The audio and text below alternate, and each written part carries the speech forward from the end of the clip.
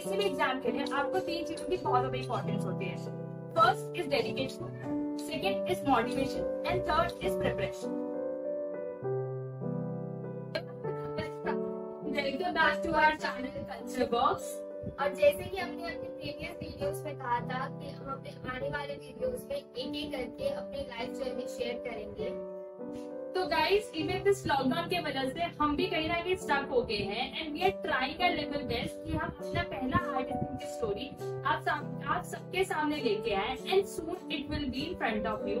सो till then हम अब culture की बात हो ही रही है तो क्यों ना अपने कॉलेज कल्चर की बात करें और अपना लाइफ एक्सपीरियंस आप लोग के साथ शेयर करें।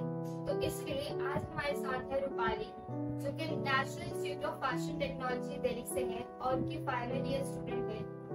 तो एक क्यूएनए सेशन आज मैं लेने वाली हूँ क्योंकि मैं इनसे छोटी हूँ और काफी इंस्पायर हूँ। तो आई नो क्योंकि वर्क बहुत ज्यादा वर्कहॉलिक है और अपना लाइफ और अपना वर्क बहुत अच्छे से बैलेंस करती है, इसलिए चलिए शुरुआत करते हैं अपने पहले क्वेश्चन। सबसे पहले मैं आपकी स्कूल लाइफ के बारे में जानना चाहूंगी। दो I know you were good in academics and other activities, तो इसका राज क्या था, मतलब कैसे बैलेंस आउट होती थी चीजें? Thank you so much Priyanka for giving such a lovely description about me. तो मैं अपनी स्टोरी स्टार्ट करना चाहती हूँ वो इनिशियल डेज से जब मेरा एडमिशन हुआ Saint Martin diocese school Delhi campus. और as I was born and bought up in Delhi, even you know very well, तो मेरी सारी की सारी मेरी एजुकेशन और सारी की सारी स्टडीज मेरी दिल्ली से ही हुई। और मेरा एडमिशन सेंट मार्टिन से हुआ क्लास प्रेप में। And if I remember, I was literally like a cry baby.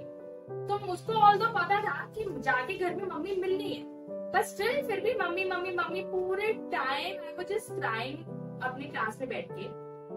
और वो कहीं ना कहीं मेरे एकेडमिक्स को बहुत ज्यादा इम्पैक्ट कर रहा था और मैं अपने फोकस भी नहीं कर पा रही थी अपने स्टडीज के ऊपर। बट वही चीज मैं घर पे आके पढ़ती थी तो फिर मेरी मॉम को लगता था कि अरे इसको तो आता है, क्योंकि मैं I was good in study, मैं अपनी मम्मा से पढ़ लेती थी। और समवेयर मैं अपनी मॉम से बहुत ज्यादा कनेक्टेड थी, इवन अभी भी बहुत ज्यादा कनेक्टेड हूँ अपनी मम्मा से। और मैं pampered specifically how I was still second और थर्ड। बट धीरे धीरे करके थोड़ा सा maturity I, fourth and fifth में देन मेरे को तो दिमाग आया कि यार रोज तो स्कूल जाते हैं, रोज ही वापस घर आते हैं, रोज ही मम्मी मिलती है, तो ये रोना धोना किस बात का। और क्योंकि मैंने बताया मेरे एकेडमिक्स से बिल्कुल भी फोकस नहीं था, तो समय मेरे मॉम डैड भी डिसअपॉइंट हो रहे थे कि यार बच्ची यहाँ पर अच्छा कर रही है, स्कूल में अच्छा कर नहीं रही है, प्रॉब्लम क्या है, स्कूल वालों की गलती क्या है। तो मैंने अपना स्टार्ट करा अपने एकेडमिक्स से फोकस करना एंड देन मेरे को एटलीस्ट अ ईयर लगा to get on the track.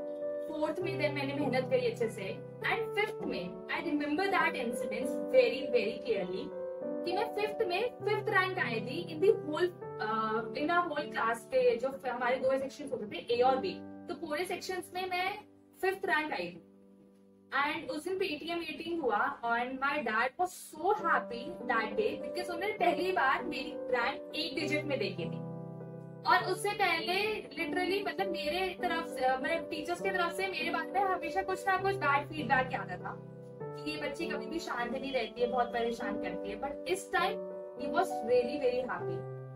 तो इतना ज्यादा उनको अच्छा लगा मेरे परफॉर्मेंस से कि वो स्ट्रेट अवे मुझको मेरे स्कूल से डायरेक्टली वहां पे लेके मेरे को मार्केट में, और उन्होंने मुझको एक गियर वाली साइकिल दी। हाउ आई रियलाइज कि how a capability of a student was judged by marks. और वो एक हार्श रियलिटी है हमारे यहाँ पे, हमारी इंडियन सोसाइटी में। एग्जैक्टली मतलब हम ये नहीं देखते कि बच्चे में कितनी नॉलेज है या बच्चा कितना सीख रहा है, हम ये देखते हैं कि बच्चे में एग्जैक्टली कितने मार्क्स हैं। But somewhere on the flip side of it मुझे ये भी रियलाइज हुआ, अच्छा अगर अच्छा हम परफॉर्म कर रहे हैं तो हमारे को प्रेजेंट्स भी मिलते हैं। आई मीन उसके बाद से जितनी बार भी मैंने अपने एकेडमिक्स में अच्छा स्कोर करा, नॉट इवन एकेडमिक्स, बाकी चीजों में भी अच्छा स्कोर करा, but dad really used to motivate me और हर बार मेरे को प्रेजेंट लाके देते थे। So that was very special for me because वो कहीं ना कहीं मेरे में ही कॉन्फिडेंस बूस्ट अप करता था। तो ऐसे ही मेरे 5th क्लास हुई, 6th क्लास हुई, देन मैं और अच्छा होती गई अपने एकेडमिक्स में, धीरे धीरे करके इम्प्रूव भी करा और धीरे धीरे करके मुझे ऐसा लगा कि यार मैं अच्छा कर सकती हूँ अपनी लाइफ में। और मतलब रोने गाने के अलावा भी बहुत चीजें हैं। तो फिर देन मैं स्लोली मैं अपनी को करिकुलर एक्टिविटीज में भी गई, बिकॉज ऑब्वियसली तुम कभी भी एक साइड से अपना पूरा पर्सनालिटी डेवलप बिल्कुल नहीं कर सकते, you need a 360 degree development. तो मैंने फिर अपने dance, dramatics, elocution, quiz and even music, हर चीज में मैंने पार्ट लिया जितने भी मैं कर सकती थी। स्पोर्ट्स एज वेल, या sports, I was an athlete. तो वो कहीं ना कहीं पे मेरे अंदर एक स्टेज फियर हटाने का काम करा, साथ साथ में और ज्यादा कॉन्फिडेंट हो गई अपने आप को सेल्फ एक्सप्रेस करने में। और एक मोमेंट ये भी आया जब मेरे को खुद टीचर्स रिकमेंड करती थी, अच्छा डांस के लिए जाना है रूपाली को ले जाओ, ड्रामेटिक्स जाना है रूपाली को ले जाओ, ओके ओके क्विज है रूपाली को ले जाओ। तो मतलब कहीं ना कहीं बहुत अच्छा बैलेंस चल रहा था मेरे एक स्टडीज और को करिकुलर एक्टिविटीज में। इसके साथ मैं एक और मोमेंट बताना चाहूंगी जो हमारे आई थिंक व्यूअर्स ने भी एक्सपीरियंस करा होगा कि यार जो हम जैसे बहुत क्यूरियस और एनर्जेटिक टाइप के लोग होते हैं ना, हमारे लिटरली समर और विंटर ब्रेक्स निकालना इज अ बर्डन। और हमारे लिए क्या, मॉम डैड के लिए, मॉम डैड तो सर पकड़ के बैठ जाते हैं कि भैया ये बच्चे की छुट्टी कब होगी और घर वापस स्कूल कब जाएगा। तो सेम मेरे घर का भी हाल था।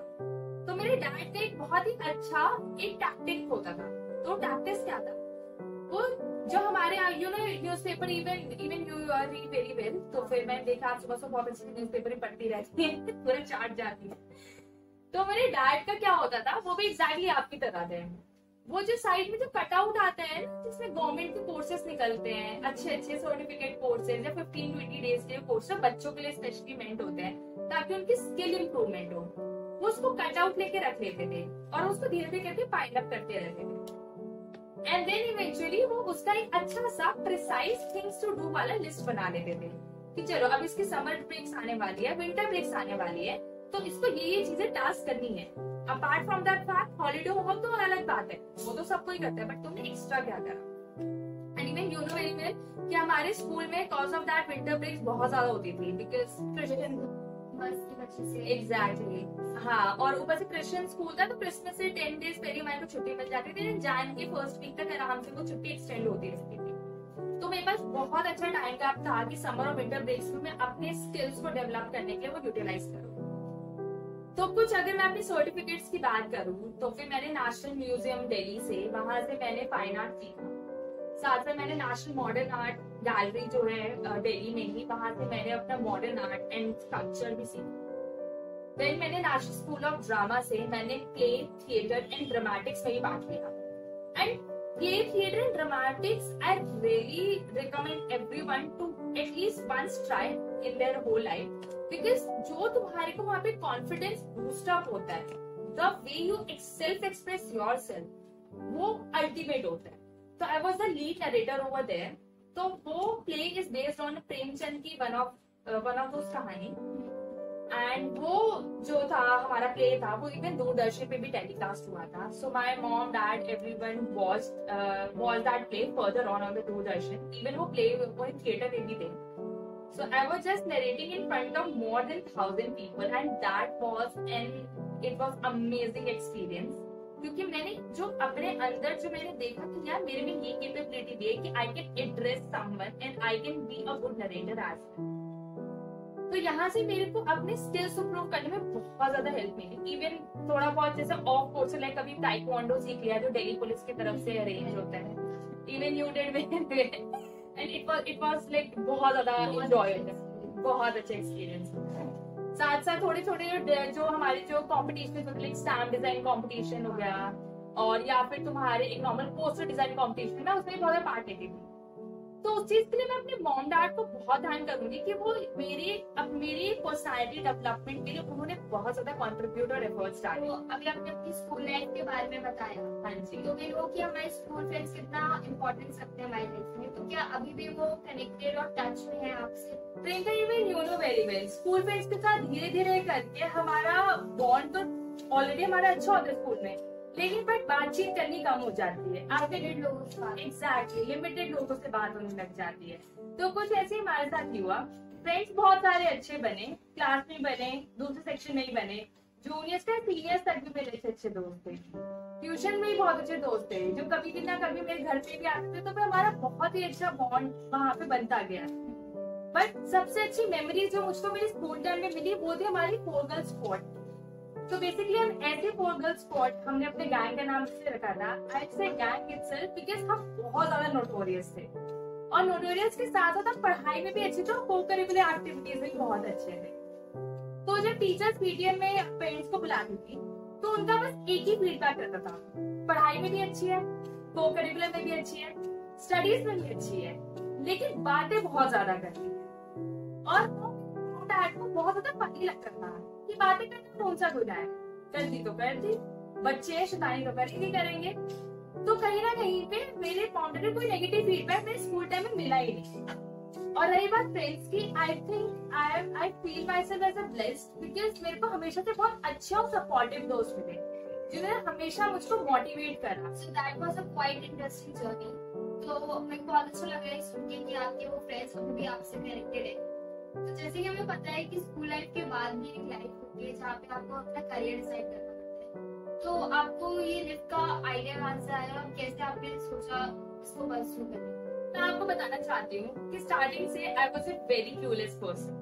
मैं लिटरली मुझको खुद पता नहीं था कि मुझे अपनी लाइफ में करना क्या है, बट मुझको एक चीज तो बिल्कुल पता थी कि मेरे को जो भी करना है वो आउट ऑफ द लीग करना है। मेरे को कोई जनरल कोर्स में नहीं जाना और मेरे को कुछ ऐसा करना है जिससे मैं अपनी खुद की सेल्फ आइडेंटिटी क्रिएट कर सकूं। तो उसके बाद फर्दर ऑन मेरा करियर ऑब्जेक्टिव बदलता रहा, कभी पायलट हुआ, कभी एक्टर हुआ, कभी मेरे को मॉडलिंग में जाना था, कभी ड्रामेटिक्स में जाना था, कभी तो शफलिंग ऑफ करियर भी कह सकते हैं। सब कुछ करना होता है लाइफ में, लेकिन कहीं पर भी एग्जैक्टली स्टिक नहीं होते हैं। वो finally they and up on situation जहाँ पे वो 11th में स्ट्रीम चूज करने की जगह पे PCMB ले लेते हैं। सो उनमें से एक थी मैं जिसने मैंने लिया PCMB। बट मैं कहीं ना कहीं कहूंगी कि ये मैंने एक अच्छा करा कि मैंने PCMB लेके, बिकॉज मेरे को एक टेक्निकल साइड से प्यार तो था ही और साथ ही मैं अपनी बायोलॉजी कभी छोड़ना नहीं चाहती थी। तुम्हारे अगर तुमने एग्जाम में PCMB लिया तो तुम्हारे पास तो और ज्यादा बर्डन ऑफ कोर्स है। तो ठीक है, स्टिल मैंने ट्राई करा, आई गिव माई बेस्ट, मेरा स्कोर भी अच्छा आया। तो मैं थोड़ा सा वैसे पीछे ले जाऊंगी, ये कुछ नवंबर की बात थी। नवंबर में मैंने अपने सारे फॉर्म्स भरने स्टार्ट कर दिए जैसे कि बाकी बच्चे भी स्टार्ट करते हैं। और जो जो नए नए बच्चे निकलते हैं स्कूल से, उनका बस एक ही फंडा होता है, अच्छा मेरे दोस्त ने वो वाला फॉर्म भर दिया तो मैं वो वाला फॉर्म भर दूंगा, मेरे दोस्त ने जेई भरा तो मैं जेई भरूंगा। और सेम गलती मैंने करी क्योंकि ऑब्वियसली सब कुछ करना था, कहीं एक पे स्टिक नहीं थे, सारे फॉर्म भर दिए। मैंने जेई भरा, AIPMT भरा, एम्स भरा, इवन निफ्ट भी भरा। नाउ निफ्ट की अगर मैं बात बताऊं, इसके पीछे भी एक स्टोरी है जो कि मेरे से बहुत लोगों ने पूछा कि एग्जैक्टली आपको निफ्ट के बारे में पता कैसे चला। तो बेसिकली मेरे मॉम का 1992 में निफ्ट में उन्होंने अपेयर करा था एग्जाम के लिए and even she got selected as well, but due to some of the family priorities उनको अपने स्ट्रीम को छोड़ना पड़ा। तो वो कहीं ना कहीं एक बहुत ही हार्ट टचिंग मोमेंट मेरे लिए था। आई वाज लाइक कि यार एक विमेन अपनी फैमिली के लिए अपने कितने ड्रीम्स को सैक्रिफाइस कर देती है, बट स्टिल लास्ट में उनको कोई भी एज एन एडवांटेज नहीं मिलता, कोई भी उनको रिकॉग्नाइज नहीं करता। बट कहीं ना कहीं पे मैंने ये चीज अपने दिमाग में बैठा ली थी कि नहीं, अब मुझको अपनी मॉम का ये ड्रीम फुलफिल करना है। ऑल्सो निफ्ट था भी डिफरेंट कोर्स, चलो भाई फैशन था, itself is a very fascinating word, ऊपर से टेक्नोलॉजी लग रहा था, तो कहीं ना कहीं मेरा टेक्निकल वाली जो चीज था वो स्टिल मेरे काम आ रहा था। दैट मीन्स मेरा PCMB काम आ रहा। एंड आई रिमेम्बर जनवरी में एडमिट कार्ड आया था, संडे फेब के आई थिंक सेकेंड वीक में हमारे संडे को एग्जाम था और उसी के नेक्स्ट वीक में हमारे सारे प्रैक्टिकल्स वो भी एक साथ लाइंड अप थे, तो उसका भी एक बर्डन रहता। तो the way I wanted it to be, जैसे मैं चाहती थी उस एग्जाम में करना, उतना मैं कर नहीं पाई। वो रिग्रेट शायद हमेशा रहेगा, बट चलो कोई बात नहीं, आगे बढ़ो। फिर then I started just waiting for the results. अब BFT का क्या होता है ना, 100% रिटन एग्जाम होते हैं, तो यहाँ पर एक एडवांटेज मिलता है BFTech वाले बच्चों को कि उनकी रैंक मार्च के मिड या फिर एंड में आई जाती है। तो सिमिलरली मेरी भी आ गई, रैंक भी अच्छी थी, रैंक भी ऐसे नहीं गई कि बहुत पीछे थी। द वे आई प्रिपेयर्ड उसके हिसाब से it was okay, but board exams भी मार्च में समवेयर एंड हुए। अब मैंने 2 महीने में अपने डिफरेंट एग्जाम्स दिए, तो JEE, AIPMT, एम्स, और वहां पे एक चीज तो मुझको क्लियर होगी कि विदाउट प्रिपरेशन पे अभी कुछ नहीं चलने वाला। बोलते समय कि एनसीईआरटी के बेसिस पे, इवन यू नो आपने भी दिया होगा एग्जाम, लेकिन क्या एनसीईआरटी के बेसिस पे होता है गाइस? बिल्कुल भी नहीं, क्योंकि और मेरे बाकी सारे दोस्त 11 से ही प्रिपेयर कर रहे थे, तो they are very well prepared in that exam. But somewhere मेरी प्रिपरेशन थी नहीं उस लेवल की, तो मैंने उतना फोकस करके समथिंग डिफरेंट, लोगों को कम पता है, अच्छा भी फील्ड है, इमर्जिंग फील्ड है, तो why not pursue my career over है। फिर आई मेरी D day is the counselling day. यहाँ पे काउंसलिंग में एक छोटा सा इंसिडेंस हुआ मेरे साथ, जो कि मेरी गलती कहे या फिर समहाउ कैसे कुछ टेक्निकल प्रॉब्लम कुछ वैसे हुआ कि I miss my first counselling. और first counselling is the major decision counselling. यहाँ पे majority of seats almost full हो जाती है, और उसके बाद जो लेफ्ट आउट सीट्स होती हैं वो कैरी फॉरवर्ड होती है तुम्हारी सेकंड काउंसलिंग। तो इस पॉइंट पे मैंने अपनी फर्स्ट काउंसलिंग मिस कर दी, which is very important for me, जिसमें मैं अपना डिजायर्ड सेंटर पा लेती। बट ये हो गया, सेकंड काउंसलिंग में बैठी, ऑब्वियसली रिग्रेट बहुत था, बहुत ज्यादा गिल्ट भी था कि यार सारे कोर्सेज तो सारे के सारे एग्जाम से छोड़ दिए, सिर्फ एक निफ्ट बचा था। अब यहाँ भी मैंने फर्स्ट काउंसलिंग में हमें मिस कर, मैंने सोचा कि इससे बेटर कि मैं अपनी मन मान के उस सेंटर में जाऊं जहाँ पे मेरे को एग्जैक्टली मैं मोर कंफर्टेबल ना हो पाऊं, उससे better why not drop a year. तो इसके लिए मैं एक अपने बहुत ही नोन कोर्सेज जो हमारी खुद इंडस्ट्री से है, from this institute as well, मैं उनके पास गई और मैंने उनसे पूछा कि how is this plan to drop a year. तो she straight away just asked me, Rupali are you really keen about it? And I think that was a heart wrenching moment for me, because मैंने अपनी पहली counselling अपने ही कुछ technical issue वजह से मैंने अपनी मिस कर दी थी, और उस चीज का गिल्ट मेरे अंदर था। और अगर कोई बंदा इतना फोकस्ड होता है तो वो कभी भी इतना ज्यादा वो इजी आउट नहीं होता चीजों को लेके। That's why she asked me, are you really keen about it? वो भी मुझसे पूछा, जहाँ पे मेरी मॉम का वो ड्रीम था एक टाइम पे। वो मेरे लिए फर्स्ट टाइम था जब किसी ने मेरी कैपेबिलिटी पे क्वेश्चन करा था इन फ्रंट ऑफ माय पेरेंट्स। और मैं कभी भी ऐसे नहीं हुआ कि जब मैंने अपने पेरेंट्स को लेट डाउन करा। तो यहाँ पर फिर क्या हुआ, मुझको बहुत ज्यादा वो मोमेंट टच कर गया, and I somehow took that moment on my own self respect. अब तो था कि निफ्ट क्रैक करना ही करना है, डिजायर्ड सेंटर में एडमिशन लेना ही लेना है, चाहे मुझको एक साल ड्रॉप करना पड़े या चाहे मुझको अपना पूरा एक साल लगाना पड़े to know this industry. And so what I did, I dropped a year and I prepared for it. तो उसके लिए उस एक साल में आपने निफ्ट के लिए कैसे प्रिपेयर किया? क्योंकि आई होप हमारे व्यूअर्स भी होंगे जो निफ्ट के लिए अभी प्रिपेयर कर रहे होंगे, तो उनके लिए एक सोर्स ऑफ इंफॉर्मेशन या एक मोटिवेशन हो जाएगा जिससे उनको पता लग सकेगा कि कैसे प्रिपेयर कर सकते हैं आने वाले टाइम में। श्योर, मैं अपनी स्टोरी आप लोगों के साथ शेयर करती हूँ इसके बारे में। प्रियंका, आपने जिससे पूछा अभी प्रिपरेशन मेरी कैसे रही, तो नॉट इवन निफ्ट का एग्जाम बट किसी भी एग्जाम के लिए आपको 3 चीजों की बहुत ज्यादा इंपॉर्टेंस होती है। First is dedication, second is motivation and third is preparation. तो मुझे मेरे को डेडिकेशन मिला from my 101 rule. So basically it talks about to be focused. So 101 rule is simply like one exam, that is the NIFT exam, one goal to crack the NIFT, and third is one seat, that is to getting the NIFT seat. तो guys obviously बात है तुम्हारे पास already बहुत सारे competitors होंगे जब भी तुम कोई एग्जाम के प्रिपेयर करोगे, बट तुमको चाहिए कितनी सीट? एक ही ना।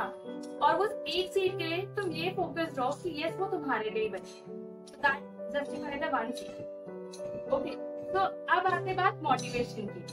कुछ मोटिवेशन फिर मुझको मिला अपने मॉम की स्टोरी से कि कैसे उन्होंने सैक्रिफाइस करा अपने ड्रीम्स, व्हाइल अदर मेरे पास मोटिवेशन सोर्स के लिए I just need to just search कि कौन कौन से एग्जैक्टली लोग हैं जो इस इंडस्ट्री से जुड़े हुए हैं, because I need to know more about this course कि क्या एग्जैक्टली यहाँ पे पढ़ाया जाएगा, क्या आगे फ्यूचर में इसका फर्दर स्कोप होगा।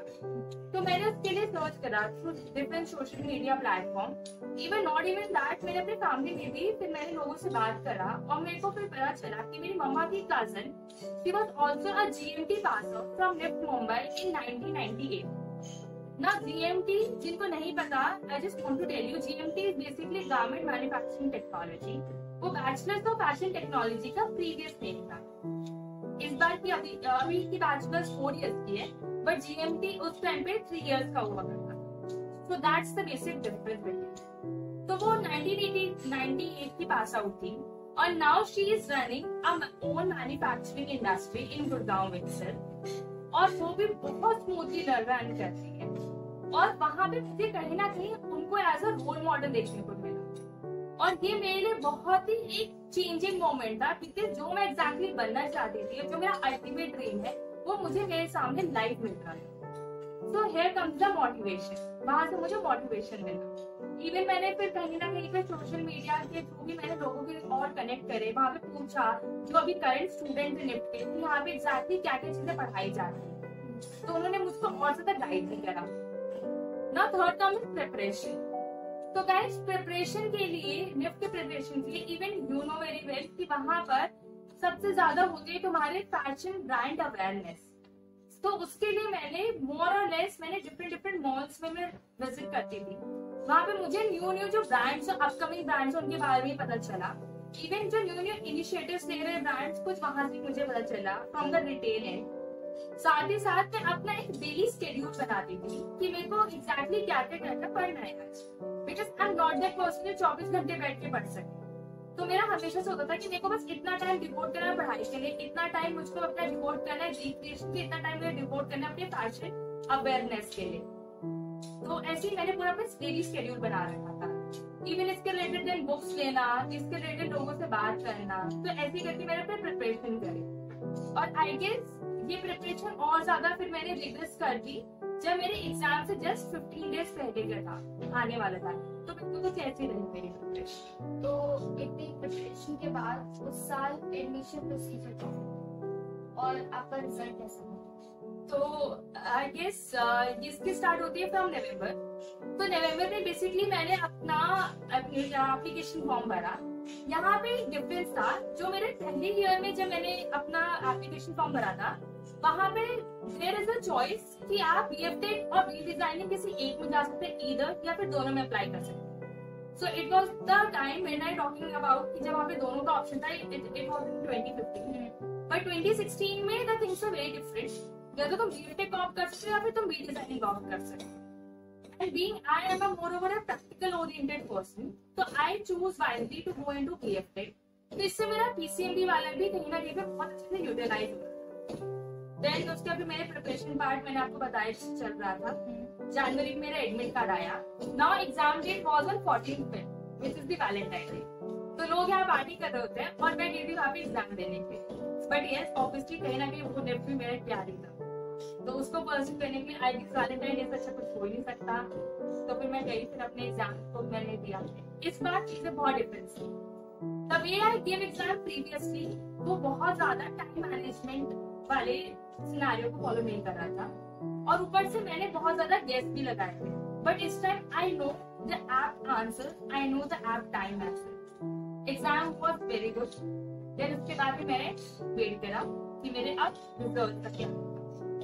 तो मार्च के मिड में या फिर एंड में कहीं ना कहीं BFTech का रिजल्ट आता है। और जैसे मैंने आपको बताया कि 100% रिटर्न एग्जाम होता है, तो BFTech की रैंकिंग पहले ही आ जाती है।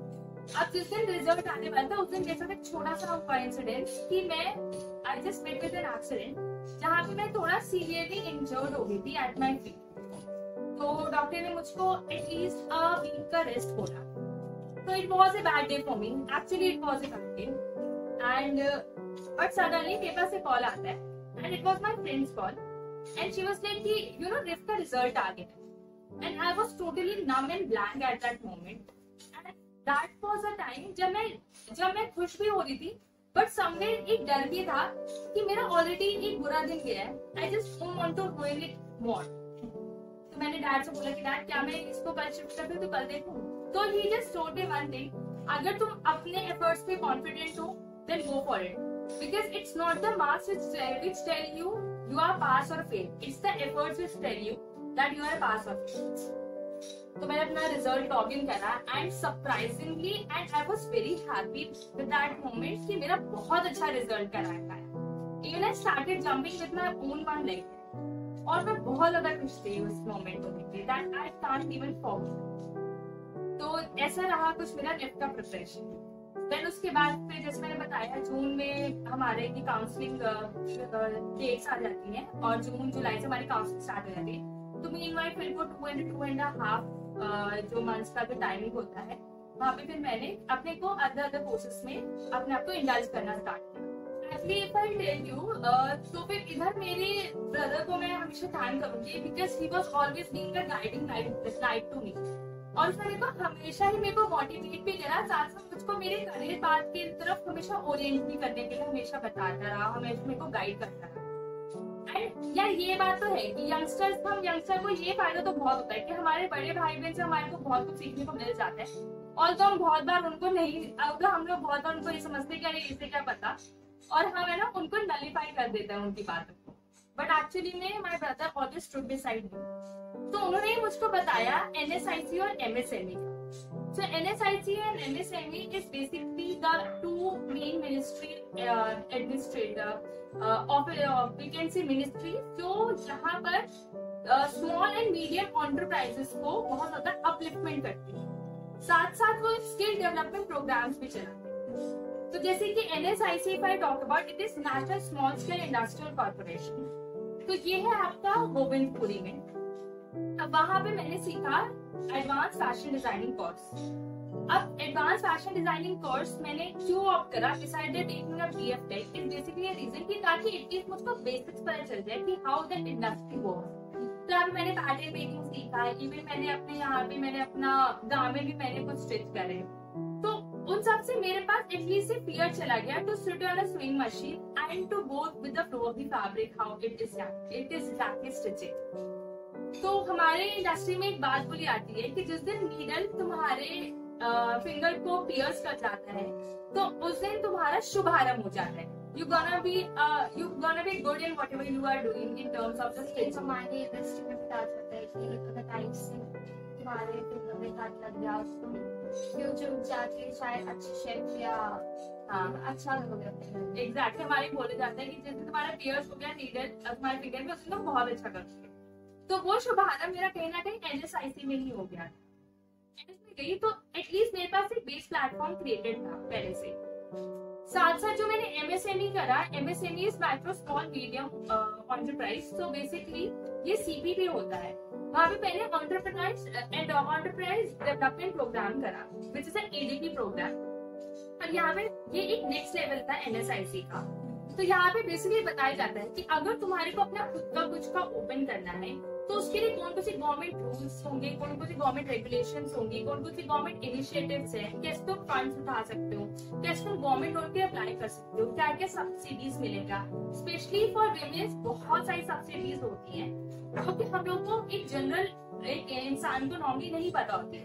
बट वहां जाके मुझे ये सब चीजें पता चली कि how exactly are government helping to our own small and medium enterprise और एंटरप्रेन्योर्स। तो वहां से मुझको एक बहुत अच्छा नॉलेज गेन हुआ। एंड आई गेस ये नॉलेज कहीं ना कहीं पे मेरे लिए एक कॉन्फिडेंस की तरह आया, जो कि जब मैंने निफ्ट का करियर अपना कोर्स करा तो I was very confident and I was very career focused. और ये मेरे लिए बहुत ही एक अच्छा एक्सपीरियंस था।